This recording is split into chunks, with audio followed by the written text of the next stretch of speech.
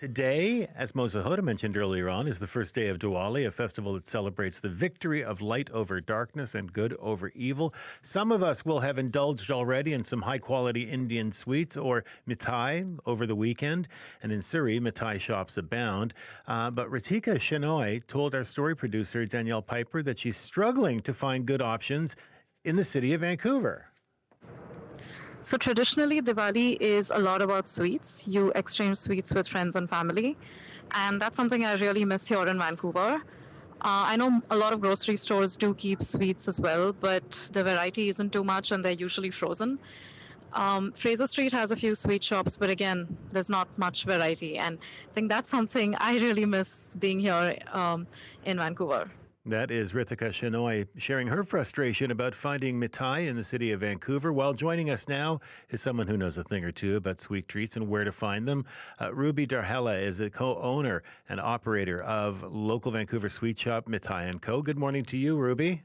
Good morning, Stephen. How are you? I'm fine, thank you. Thanks for being with us. Happy Diwali to you.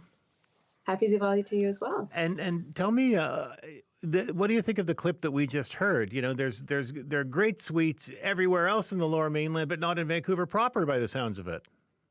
I would have to agree with it. Fortunately enough that I do have access to the really good sweet shops in Surrey, so I don't mind going a little extra length, but it would be so nice having something like that in Vancouver. I'm guilty because I know our business is something that a lot of people relied on for local Vancouver treats, but this year we're not serving, so sorry for that. And why not? We have a little one. Turns out babies are so much work.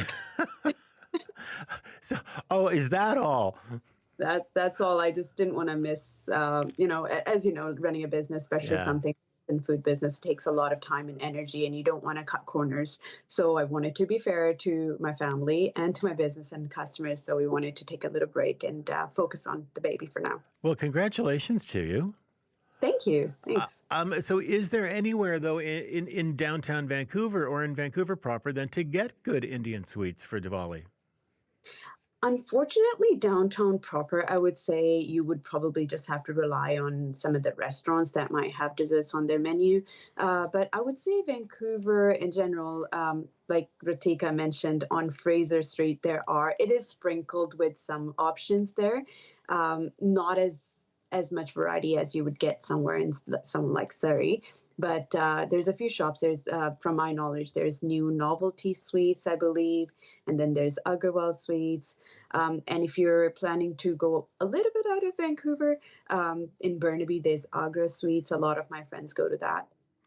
On the corner of 49th and Fraser, my recollection was that All India Sweets was there for a long, long time, and it's no longer there.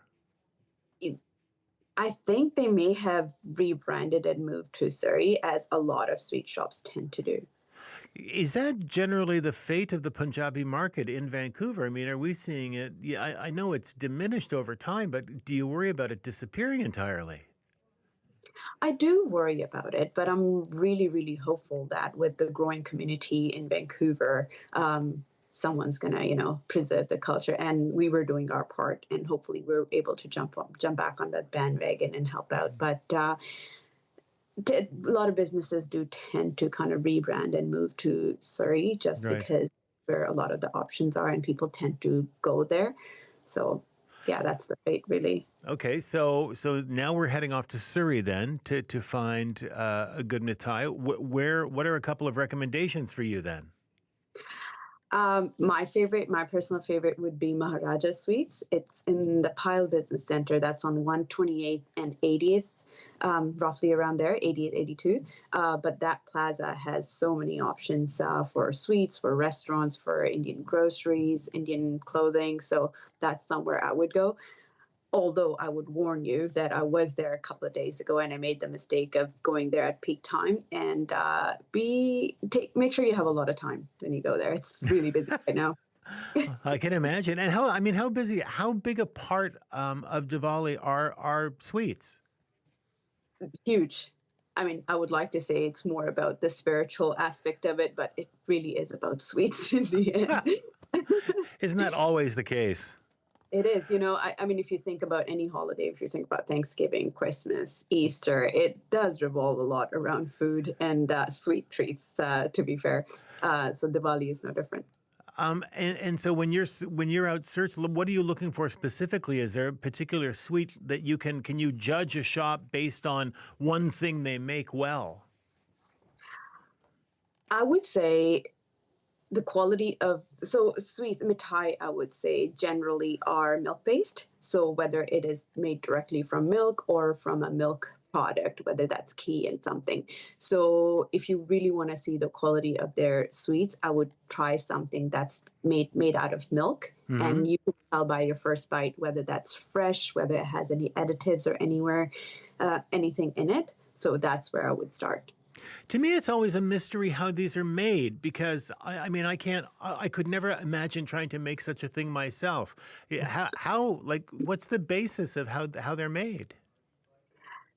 The So it all, like I said, starts with milk Yeah. and sugar, and then you take it from there. Lots of cooking, lots of labor of love, lots of biceps and wrists go into making the mithai, because there's a lot of stirring and a lot of watching the temperature, making sure that you don't burn it. So yeah, it all starts with good quality ingredients.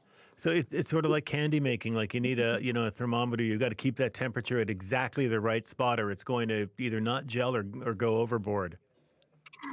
Yes, but I would say that the experienced mithai makers they can just tell by looking at it. They're just so good. They've made it for so long and they've learned it from really good, I guess, mentors. Wow.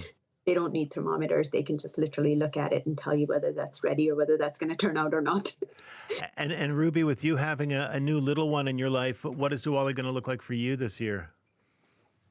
It's basically going to be trying to see if he'll stay up for the Diwali ceremonies because they start after dark. So we're going to have to really manage with naps and yeah, How and old? make sure they still How have fun. how old is he now? He's 19 months. Oh my Not gosh! so little, but a handful. I bet that age starts to turn into a handful. Ruby, it's so great to hear you this morning. Thank you so much, and again, a very happy Diwali to you. Thank you, Stephen, and happy Diwali to all the listeners, those who are celebrating. Okay, you take care. Bye bye now. Take care. Bye bye. Bye bye. That's Ruby Darhela, who's the owner and operator of local Vancouver sweet shop Mithai and Co.